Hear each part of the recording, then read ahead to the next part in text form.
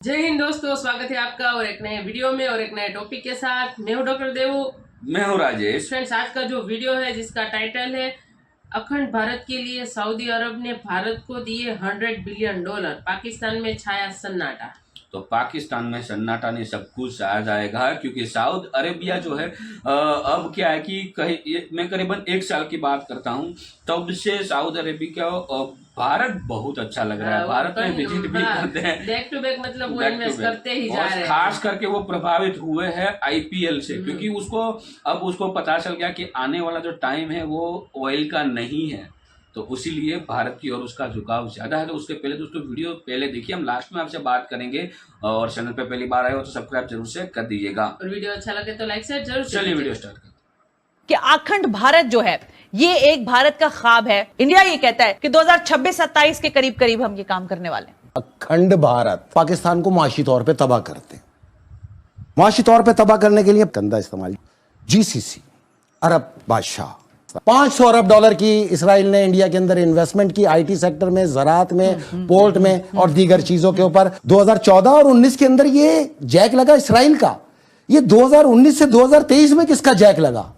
वो जैक था अरब जैक, अरब बादशाहों का जैक, जिन्होंने $100 अरब विजन 2030 के ऊपर इंडिया में इन्वेस्टमेंट की। अब आपको समझ में आया कि जॉर्डन क्यों नहीं बोलता, यूएई क्यों नहीं बोलता, सऊदीया क्यों नहीं बोलता। इंडिया ने जैसे ही उनकी इकोनॉमी बेहतर होनी शुरू हुई, उन्होंने हर चीज क्लेम करनी शुरू कर दी। अब वो कहते हैं जी ये जो आज चाइना ने सिल्क रूट शुरू किया है, हम तो बहुत पहले इसको ये कर चुके थे ये चीजें।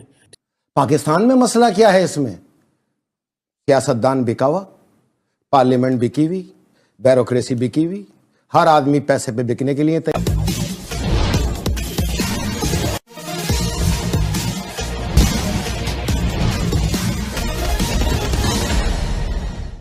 कि अखंड भारत जो है ये एक भारत का ख्वाब है। इंडिया ये कहता है कि 2026-27 के करीब करीब हम ये काम करने वाले हैं। अब ये है तिकोन ट्राइका। मैं तो कह रहा हूं गॉड इज ग्रेट, अल्लाह अकबर, अल्लाह बहुत बड़ा है, साहिब ईमान। लेकिन जो दज्जाल के फॉलोवर्स हैं उनके जहन में वो खुद ग्रेट हैं। अब तिकोन का पहला कोना ग्रेट ब्रिटेन, ओके। तिकोन का दूसरा कोना ग्रेटर इसराइल, यहां हम ही ग्रेट हैं। हाँ। तीसरा कोना भी तो है ना, वो है तीसरा कोना ग्रेटर इंडिया, अखंड भारत। अखंड भारत का नक्शा, ये अखंड भारत आज से नहीं, अरसा दराज से चल रहा। खलीज बंगाल बहिरा अरब के अंदर जितने भी मुमालिक हैं, इसके अंदर पाकिस्तान, अफगानिस्तान, इंडिया, नेपाल, भूटान, तिब्बत, म्यांमार, श्रीलंका और बांग्लादेश, इन पे कब्जा करके अखंड भारत बनाना, अखंड भारत की तामीर को यकीनी बनाना, माशी तौर पे तबाह करने के लिए। तो उन्होंने क्या इस्तेमाल किया? उन्होंने एक कंधा इस्तेमाल किया। देखिए, गौर करें। अफगानिस्तान का नो, जीसीसी अरब बादशाहों के जितने कारोबार हैं उसकी हाई मैनेजमेंट इंडियंस के पास। जी बिल्कुल, ब्यूरोक्रेसी जी ब्यूरोक्रेसी, ठीक है ना। मजदूर तबका ये पाकिस्तानियों को दिया जाता है, ये इन्हीं को इलीट्स में उनको है। तो तमाम फैसला साजी यानी कि अरबों को जो कमा के कौन दे रहा है? इंडिया दे रहा है। तो उन्होंने इनको रागिब किया कि आप पाकिस्तान में सरमायाकारी और एंगेज करते के साथ ही सबसे पहले मैं आपको बताऊं कि कराची को चुना गया माशी हब, पाकिस्तान के माशी हब की कमर तोड़ो। कैसे तोड़ो? वाया के इलेक्ट्रिक, अबराज कैपिटल, अल्जोमिया ग्रुप, सारा कॉपर उतार लिया गया, क्योंकि बिजली का जो शॉर्टफॉल है वो कभी आपकी इंडस्ट्री को पनपने नहीं देता। कि आप गौर करें कि इलेक्ट्रिक की तमाम मैनेजमेंट जो है वो इंडियंस हैं और ये दर हकीकत अंडर कवर रॉ है। $500 अरब की इसराइल ने इंडिया के अंदर इन्वेस्टमेंट की, आईटी सेक्टर में, ज़राअत में, पोर्ट में और दीगर चीजों के ऊपर। 2014 और 19 के अंदर ये जैक लगा इसराइल का। ये 2019 से 2023 में किसका जैक लगा? वो जैक था अरब जैक, अरब बादशाहों का जैक, जिन्होंने $100 अरब विजन 2030 के ऊपर इंडिया में इन्वेस्टमेंट की। 2030 विजन मोहम्मद बिन सलमान ने इंडिया पे इन्वेस्टमेंट की, यूएई ने इंडिया पे इन्वेस्टमेंट की, और इस विजन के अंदर पाकिस्तान को भी शामिल कर लिया। $3 अरब गवादर पे कर दी। बहरहाल ये $3 अरब दे के आपको एंगेज कर दिया गया, चाइना को आपसे पीछे हटने पे मजबूर कर दिया गया, फंसा दिया गया। यानी पैसा भी आपको दिया गया, इसको इस्तेमाल भी नहीं करना और इस पर सूद भी देना, शराइत के साथ दिया गया। जबकि $100 बिलियन, $100 अरब सऊदी अरब और यूएई ने लगाए इंडिया के ऊपर। जवाहरलाल नेहरू पोर्ट मुंबई के अंदर, Mundra port Ahmedabad, Kandla port Ahmedabad, Adani port Ahmedabad, Hazira port Ahmedabad पे। दर हकीकत ये जो अब ऐलान हुआ है 2023 के अंदर, जून 2023 में, India Israel trade corridor, India Israel Arab trade corridor, ये उसकी कंटिन्यूटी थी जिस पे 2015 से काम चल रहा था। इसी ये ट्रेन का एक सिलसिला और नीचे से सड़क का सिलसिला यूएई जाना है, यूएई से सऊदी अरब जाना है, सऊदी अरब से जॉर्डन जाना है। न्यूम सिटी जो बनाया जा रहा है वो इस प्रोजेक्ट का हिस्सा है, जिसमें 25% काम कंप्लीट हो चुका है, जिसकी मालियत है 1000 अरब डॉलर। ये कुल जो मंसूबा है ये 1 लाख अरब डॉलर का है। दुनिया में पैसा जमा कर लो तो इतना पैसा नहीं, पीछे पैसा है यहूदियों का। 30% कंट्रोल है इसके ऊपर, 80% इसका जो टोटल कंट्रोल है वो इंडिया पर है। यानी इंडिया अगले 3 साल के अंदर दुनिया की टॉप मोस्ट इकोनॉमी बन जाता। 1000 से ज्यादा बिलियनर सिर्फ इंडिया में होते। 1 लाख अरब डॉलर की बात कर रहा हूं मैं आपको, जिसमें 80,000 अरब डॉलर इंडिया ने यूटिलाइज करने थे। उसकी कहां पे एम्प्लॉयमेंट होती, क्या होती है आपके सामने। मैं तेजी से इसलिए जा रहा हूं कि आपके पास टाइम कम है, वी हैव टू कंप्लीट ना।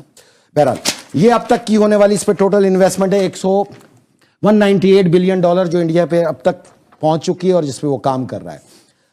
G20 का असल मकसद इंडिया को 20 मुल्कों का पार्टनर बनाना था और इस ट्रेड को वाया यूएई, सऊदी अरब, जॉर्डन और फिर इसराइल हैफा पोर्ट पे ले जाना था। अब आपको समझ में आया कि जॉर्डन क्यों नहीं बोलता, यूएई क्यों नहीं बोलता, सऊदीया क्यों नहीं बोलता। इंडिया को ये एडवांटेज है स्ट्रेटेजिक ऑटोनॉमी का, ये एडवांटेज स्ट्रेटेजिक ऑटोनॉमी का इंडिया को बहुत ज़्यादा है, बहुत ज़्यादा एडवांटेज है। हमें ये एडवांटेज नहीं है बिल्कुल। और इंडिया ने जैसे ही उनकी इकॉनमी बेहतर होनी शुरू हुई उन्होंने हर चीज़ क्लेम करनी शुरू कर दी। अब वो कहते हैं जी कि ये जो आज चाइना ने सिल्क रूट शुरू किया है, हम तो बहुत पहले इसको ये कर चुके थे ये चीज़ें, ठीक है। आज ऑस्ट्रेलिया कहता है मैंने 2+2 करना है, आज अमेरिका कहता है मैंने 2+2 करना है, जापान कहता है 2+2 करना है। मतलब ऐसे कैसे हो सकता है कि हर मुल्क जो है वो 2+2 करने जो है वो जा रहा है उनके साथ। सो अगर इंडिया जो है अगर ये जापान को क्रॉस कर गया इंडिया तो फिर नहीं इंडिया खिलौंदा। और आपको पता है वो गोल्डमैन सैक्स की जो प्रोजेक्शन है फॉर इंडिया, वो तो that is the second largest economy bye 2075। Pakistan में मसला क्या है इसमें? सियासतदान बिका हुआ, पार्लियामेंट बिकी हुई, ब्यूरोक्रेसी बिकी हुई, हर आदमी पैसे पे बिकने के लिए तैयार। 2007 में ईरान ने अपने हिस्से की गैस पाइपलाइन का आगाज किया, सेंशन में होने के बावजूद 9 अरब डॉलर खर्च करके आपकी सरहद पे पहुंचाया। बिल्कुल ऐसे ही है। जरदारी साहब ने अहमदी निजात के साथ इस मुआहदे को साइन किया जी बिल्कुल कि पाकिस्तान के अंदर अब हमने लाना है। बहरहाल जरदारी साहब का मुआहदा हुआ, हुकूमत खत्म हो गई। मियां नवाज शरीफ आ गए इस मुआहदे को सबोताज करने के लिए। आलमी कुव्वतों ने, क्योंकि मियां नवाज शरीफ ने जो पाकिस्तान को दी जाने वाली गैस थी वो इसको जानते नहीं थे कि दर हकीकत ईरान ने ये पाकिस्तान के साथ साथ डिजाइन किए ईरान चाइना तक ले जाने के लिए। ठीक हो गया, चाइना तक ले जाने के लिए मियां नवाज शरीफ ने अरबी हुक्मरानों के हुक्म के ऊपर इसको अहमदाबाद की तरफ मोड़ दिया, क्योंकि दुनिया चाइना के सामने इंडस्ट्रियल जाइंट एज इंडिया का तस्वुर रखती थी कि चाइना का मुकाबला करने के लिए इंडिया को लाया जाए इंडस्ट्रियल जाइंट बनाने के लिए, और उसको गैस पहुंचेगी तो पैदावारी लागत में कमी आएगी, जिससे इंडिया मजबूत होगा और अखंड भारत का ख्वाब मुकम्मल होने की तरफ एक कदम आगे बढ़ेगा। बहरहाल इंडियन इस चीज को जानते थे। अब उन्होंने कहा कि चलो अब पाकिस्तान को मुआशी तौर पर तबाह करते हैं। कहां पे इन्होंने कराची के बाद कमन लगाई, खानेवाल लाहौर रेलवे जंक्शन के बीच में मौजूद कॉपर वायर उतारना शुरू कर दिए गए।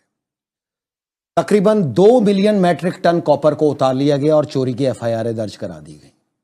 जो रेलवे इंजन थे, जो इलेक्ट्रिकल रेलवे इंजन थे, जो 200 टन का इंजन था उसमें 150 टन कॉपर हुआ करता है, वो तमाम डिसमेंटल करके उसको फारिग कर दिया गया। पूरा कॉपर उतारा गया और यहाँ से पर्सनल इफेक्ट के जरिए और डिप्लोमेटिक कवर के जरिए कंटेनरों को राशि कस्टम ऑफिसर से मिलकर शिफ्ट किया गया दुबई, और दुबई से उसको फिर इंडिया मूव कर दिया गया। रिफाइंड कॉपर मिला इंडिया को। पाकिस्तान का सबसे बड़ा तारीख की डकैती जिसकी मालियत 3000 अरब रुपए उस वक्त थी, अब इसकी मालियत 6500 अरब रुपए अगर आप अब लगाने जाएं।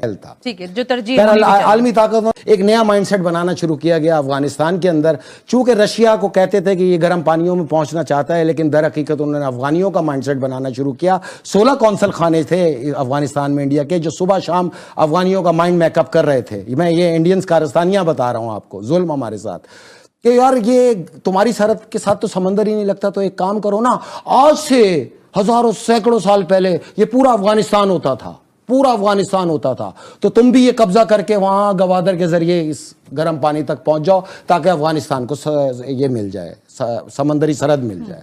बहरहाल ये एक नया फलसफा शुरू हुआ और उन्होंने बोला फला दौर में ये अफगानिस्तान था, फला दौर में ये अफगानिस्तान था, और उनको नाम दिया तुम भी ग्रेटर अफगानिस्तान का नाम दो। अब ग्रेटर की जो सोच चल रही है वो इसको कंटिन्यू कर रही है यहाँ पर, ग्रेटर अफगानिस्तान, ग्रेटर अफगानिस्तान। आप अगर हमसे जुड़ा रहना चाहते हैं तो कृपया मेरे चैनल को सब्सक्राइब करें। थैंक यू दोस्तों, वीडियो को यहाँ तक देखने के लिए। पाकिस्तान को बड़ी बड़ी मिर्ची लग चुकी है इस न्यूज़ से, लेकिन उसके पहले थोड़ा बहुत हिस्ट्री में जाना जरूरी है। मैं सिर्फ यहाँ पे बीजेपी की बात करता हूँ, मैं ऐसा नहीं है कि हम बीजेपी के सपोर्टेड है इसलिए बात कर रहा हूँ, मैं उसके एजेंडा की बात कर रहा हूँ। जब पहली टर्म थी तब एक एजेंडा था राम मंदिर का, दूसरी टर्म आई तो उसमें राम मंदिर कंप्लीट हो गया, और अब तीसरी टर्म में जो एजेंडा आएगा वो आएगा पीओके का। और जब तीसरी टर्म, जब यहाँ पे 26, 27, 28 की बात इसलिए होगी क्योंकि तब तक बीजेपी की सरकार की तीसरी टर्म जो है वो स्टार्ट हो चुकी होगी। उसके बाद तब से ये बात स्टार्ट हो जाएगी अखंड भारत की। अब अखंड भारत की बात जब स्टार्ट होगी तब बीजेपी को चौथी टर्म की तैयारी करने लगेगी। तो मैं यही इसीलिए मैंने यहाँ पे जिक्र किया था। तो जो बोलते हैं वो करके दिखाते हैं, वो एक सबसे अच्छी बात है, लेकिन अखंड भारत होना बहुत ही जरूरी है। लेकिन हम मानते हैं कि अखंड भारत के जिसमें पाकिस्तान को बीच में मत लाना, बाकी का जो इतना भी पार्ट था ना वो ले लीजिए, पाकिस्तान को नहीं चाहिए भाई, वो मानसिकता हम नहीं सह सकते। क्योंकि अब जो टाइम है वो 21वीं सदी का है और वो लोग जो जी रहे हैं वो 19वीं सदी में जी रहे। तो कोई मतलब कहीं पे भी मेल मुकाम झुकाव कुछ नहीं होने वाला। और सऊदी ने तो मतलब कश्मीर में तो ऑलरेडी बहुत सारी इन्वेस्ट कर दिया है। वो तो इन्वेस्ट किया ना 100 आ जाएगा तो हमारे अखंड भारत हो जाएगा। तो क्योंकि सऊदी को क्या है पता है, उन लोगों को पता है कि अब जो आने वाला टाइम है ना वो ऑयल, ये जो हम क्रूड ऑयल की बात करें ना उस पर नहीं रहने वाला। क्योंकि अब जो कारें हैं, गाड़ियां हैं, जो मशीनरी है वो सारी की सारी अब बिजली पे चलेगी और गैस पे चलेगी। ठीक है, तो इसीलिए उसको पता चल रहा है कि अब आने वाला जो टाइम रहेगा सऊदी के लिए, क्योंकि वहाँ पे और कोई तो बिजनेस है नहीं, तो उसके लिए यही बेटर रहेगा कि वो ज़्यादा से ज़्यादा कंट्री में इन्वेस्ट करे ताकि जब ये ऑयल वाला मामला खत्म हो जाए तो उसकी इकोनॉमी चलती है। और वो लोग अभी गेम में मतलब स्पोर्ट्स में बहुत इन्वेस्ट कर रहे हैं। स्पोर्ट में तो बहुत बहुत बहुत इन्वेस्ट कर रहे हैं, और उसके अलावा अब ये आईपीएल में भी इन्वेस्ट करने को जा रहे हैं, क्योंकि उसको तो प्लान यही था उन लोगों का कि आईपीएल जो है वो सऊदी में खेला जाए, लेकिन वो तो सरकार ने मना कर दिया कि ऐसा नहीं हो सकता है। लेकिन वो लोग बोल रहे हैं कि अब हम इन्वेस्ट करेंगे, एज ए स्पॉन्सर हो या कुछ भी हो, लेकिन वो इन्वेस्ट करेंगे आईपीएल में, वो 100% है। तो उससे बहुत ही बड़ा बेनिफिट होगा इंडियन इकोनॉमी को, भारत सरकार को। तो दोस्तों इस वीडियो के बारे में आपकी क्या राय है, आप हमें कमेंट में लिखकर जरूर बताइएगा। वीडियो अच्छी लगी हो तो लाइक शेयर जरूर से कीजिएगा। मिलते हैं और एक नए वीडियो में आपके साथ। टिल देन, जय हिंद, जय भारत।